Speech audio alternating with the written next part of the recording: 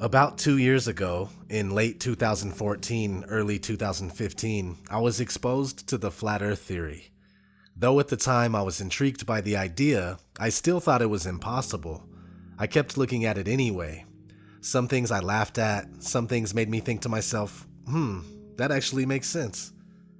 So from January 2015 to October 2015, it became an everyday thing for me to wake up, get my coffee, and then sit down and look at the flat earth theory.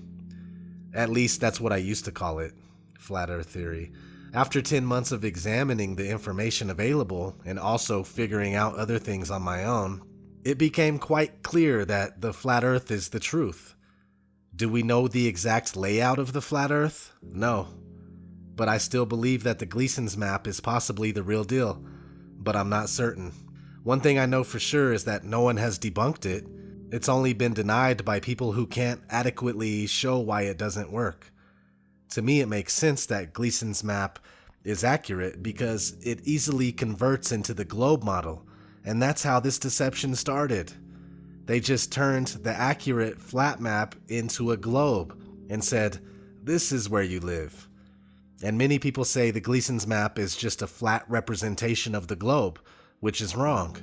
If you look at the bottom corners of the map, it clearly states that the sun moves in circles around the tropics, meaning that the creator of the map knew that the earth didn't move. But also, Alexander Gleason wrote a book called Is the Bible from Heaven? Is the Earth a Globe? And you can easily see for yourself in the book that he is a flat earther. Now the thing is that his map wasn't released until 1892, but the flat earth map, now called the azimuthal equidistant map, has been around since about the year 1000, possibly earlier. That's older than the oldest known globe on Earth, which comes from 1492. And that's actually around the time that this whole deception started. It was during the lifetime of Copernicus and around the time of the creation of the Jesuits. We don't know all the exact details because we know that history has been rewritten time and time again to benefit those who have put themselves in charge.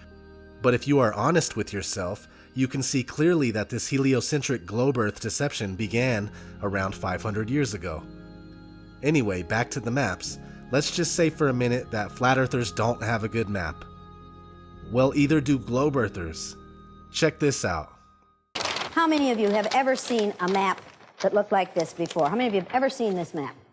I've seen that map. Yeah, isn't this the map that you use K through 16 in the United States of America? Now, folks, look at this map.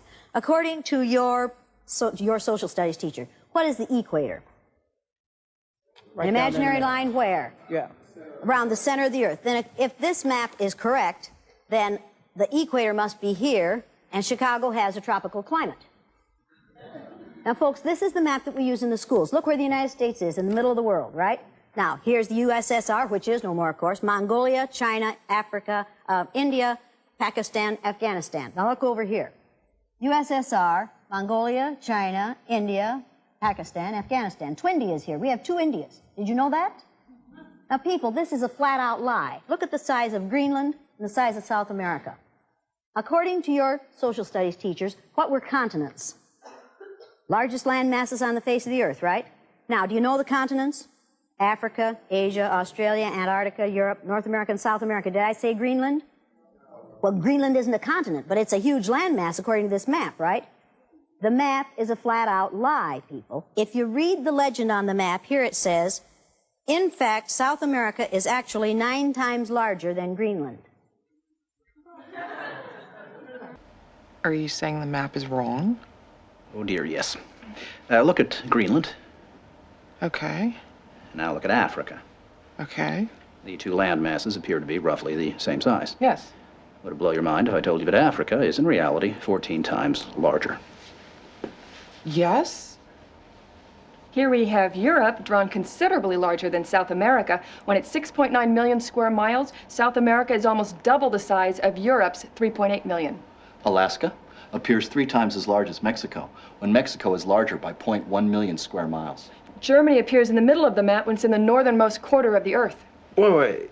Relative size is one thing, but you're telling me that Germany isn't where we think it is? Nothing's where you think it is. Where is it? I'm glad you asked. Not only things like that, but NASA can't even make the same layout twice for some reason. Notice in these official NASA images that the layout of the Earth is never the same. In 2002, North America is this size. In 2012, it's this size. And in 2015, it's yet again a totally different size than both of those. But the fact of the matter is, none of these pictures are real anyway. NASA employee Rob Simon has gone on record saying that the Earth is photoshopped because it has to be. It is photoshopped, but it's has to be. There's artistry to creating the world. What I imagine it to be. Unfortunately, I'm not an astronaut. I've never been to space. Now, why don't we have any pictures of the Earth? It's 2017, and you think this is normal? Maybe because we can't leave the Earth, just like in the flat Earth model, which has a sky barrier known as the firmament or the dome? NASA tries to be clever and say that we can't leave the Earth due to the Van Allen radiation belt. Right now, we only can fly in Earth orbit. That's the farthest that we can go. And this new system that we're building is going to allow us to go beyond and hopefully take humans into the solar system to explore. So the moon, Mars, asteroids, there's a lot of destinations that we could go to, and we're building these building block components in order to allow us to do that eventually. The kinds of technologies that we're testing out on Space Station are definitely helping us with our goals of going beyond low Earth orbit. But if you're smart, you know that this is a cover for the dome. We can't leave Earth, people. I mean, Bill Nye the Science Guy even tells you this straight up. One thing I really want your generation to embrace is that the Earth is a closed system. We cannot leave the Earth. One thing I really want your generation to embrace is that the Earth is a closed system. We cannot leave the Earth. And you still argue otherwise. Not that we need Bill Nye to figure this out, because we don't. He's a paid-for liar. But they put the truth out so later when it becomes too much to bear, they can just say, well, we've been telling you the whole time. But you act like you don't hear it, and you just make excuses for why they say these things, and it's ridiculous. You can observe for yourself that water does not curve. And this is funny. People will say that raindrops prove that water does curve. But have you ever seen a gallon of water in the form of a sphere? Let alone 326 quintillion gallons of water? Well, at least that's how much water they tell us is on Earth. Should we believe them? Probably not. But we do know that it's a lot of water. Either way, you've never seen any experiment show that a good amount of water can curve or take the shape of a sphere. So your raindrop argument doesn't work. If you actually take the time to look into the flat Earth and all of its angles, it becomes 100% crystal clear that we do not live on a spinning ball flying through infinite space. Some folks say that it would be impossible to be nighttime and daytime on a flat Earth at the same time. But if you actually looked, then you would know that it's completely possible, because the sun is closer and smaller. Here's a video from an Alaskan cruise. You probably wouldn't believe this if we didn't show you. Here's out our balcony. It's about 10 o'clock at night. And it's almost dark. It's amazing. You can see the moon shining and reflecting brilliantly on the water. But then as you pan to the left, it's actually still daylight over here. And the sunset. Look at that beauty. And it won't ever completely settle over there. It will stay light actually the whole night. But over here, the moon rising out of there. Day and night at the same time, just in that area alone. Of course it would be possible on a bigger scale. Now this brings me to the division that Flat Earth has caused among the so-called truth community. A lot of people that suffer heavily from cognitive dissonance say that the Flat Earth information is a psyop and it only serves to divide us and discredit those of us that see the information as correct. But this is not true. It's only an excuse for cowards that are scared of the information for one reason or another. Some people don't want to accept the flat earth because of the implications of a creator. Some people can't accept it because of the mental conditioning coming from schools and television that they have been dealing with their whole life. Whatever the reason, I can understand up to a certain extent, but if you have really dove into the flat earth info, and I mean really dove into it, like you let go of your preconceived notions of what the earth is and you examined it unbiasedly, there's no way that you would come back thinking that the earth is a spinning ball. You may come to the conclusion that you honestly just don't know, or you may be 100% sure that the earth is indeed flat, but you would never accept the heliocentric model of the universe after genuinely looking into the flat earth for a good amount of time, which leads me to my next point about the division that flat earth has caused, because it has caused division. What the flat earth has done is divide the real truth seekers from the run-of-the-mill people that don't know the truth when it slaps them in the face. The flat earthers that I interact with are the most logical, down-to-earth people that I know, and they have amazing sense and excellent intuition. Don't get me wrong, there are people that are imitating flat earthers and they pretend to be absolutely batshit crazy in order to discredit the flat earth, and there's most likely genuinely crazy people that are flat earthers. Or at least they come off as crazy, so it's not good for the flat earth cause. But that's to be expected. There's some very crazy people in this world, flat earthers or not. So anyway, what gets me is people that claim flat earth is a complete psyop and it's bullshit, like Zachary K. Hubbard, for instance. The dude hates flat earth so much and thinks it's stupid that we debate the shape of the earth while it's quote unquote on fire.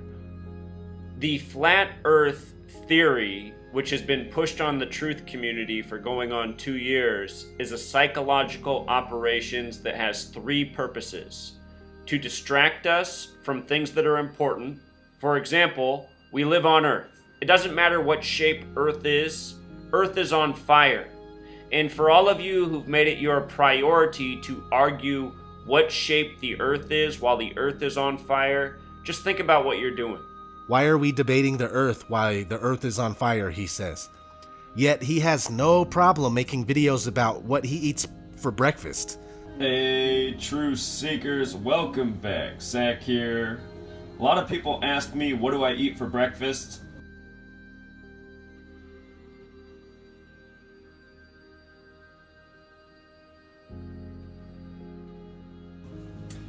I'm a routine guy. I eat the same thing almost every single day, and this is just how I make it. I normally have oatmeal and tea for breakfast. I don't use instant oats, I use regular oats, but I make it just like this. I just pour hot water straight from the teapot.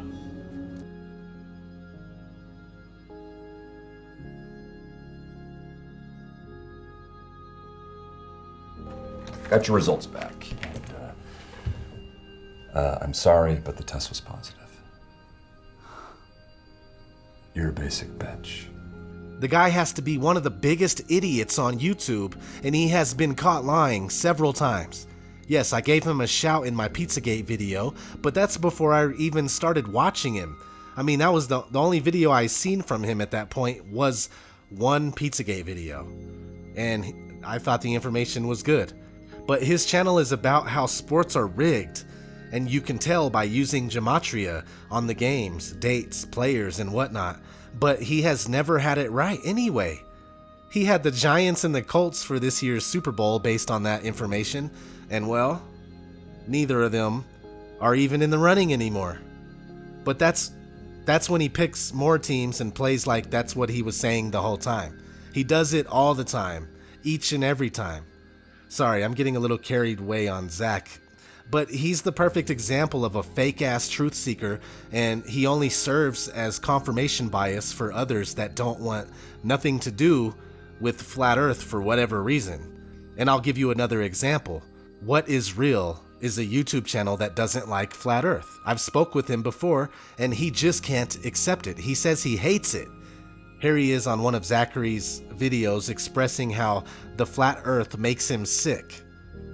First off, emotions don't have a place in the truth movement. Second, when anyone makes an anti-flat earth video, he's on it, ready to support. because it's reinforcing his belief in the spinning ball Earth, which is all he wants to hear. He wants to hear what he already believes. He doesn't want to hear the truth. He doesn't want to accept the truth, not what the actual truth is. Now, people like that don't belong in the truth movement. Therefore, the division is okay by me. Flat Earth has given me good reason to pay attention to people. It's simple, really. If they are flat earthers, then they have the ability to overcome cognitive dissonance. Therefore, they are sincere in their pursuit of truth. Not all flat earthers, though, because some are obvious shills. But also, you don't have to be a flat earther for me to take you seriously. It's just that flat earthers and ball earth skeptics that admit they don't know have more credibility because flat earth is the truth. But I can't be mad at anybody who hasn't taken the time to look at flat earth. It's when you have looked at it and you conclude that it's bullshit is when I have a problem with someone or I stop paying attention to someone. There's no use in me wasting my time on someone that can't even admit the truth to themselves. That's how I see it. Flat earth has been everything but proven 100%. But what do you expect? There's a 500-year and running conspiracy to hide the truth from us. It's not like it's supposed to be extremely easy to figure out. That's the whole point with truth-seeking. People have covered up the truth, and we are trying to uncover it. It's not supposed to be a piece of cake. So leave your ego behind if you're really about the truth. Because this is bigger than all of us. It's not about me. It's not about Eric Dubé. It's not about Jeranism. It's not about who found it first or whatnot. It's about the truth and getting it across to people in the most successful way possible. And that's it. All I want is to see people wake up and take their power back.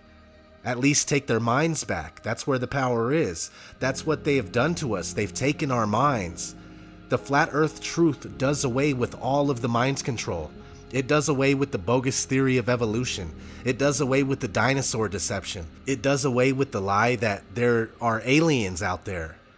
And though we still end up with more questions than answers, our minds are freed. And that's how real change is going to happen in this world of ours.